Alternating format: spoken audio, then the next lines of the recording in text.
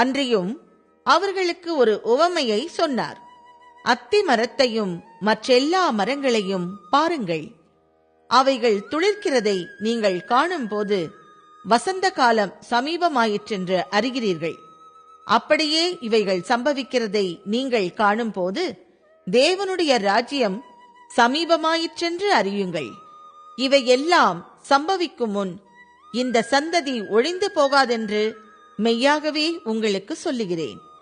வானமும் பூமியும் ஒழிந்து போம், என் வார்த்தைகளோ ஒழிந்து போவதில்லை.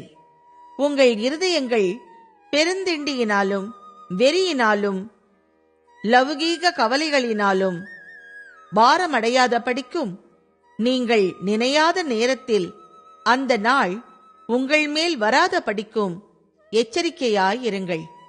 பூமி எங்கும் குடியிருக்கிற அனைவர் மேலும் அது ஒரு கண்ணியைப் போல வரும். ஆகையால் இனி சம்பவிக்கப் போகிற இவைகளுக்கெல்லாம் நீங்கள் தப்பி மனுஷகுமாரனுக்கு முன்பாக நிற்க பாத்திரவான்களாக எண்ணப்படுவதற்கு எப்பொழுதும் ஜெபம் பண்ணி விழித்திருங்கள் என்றார்.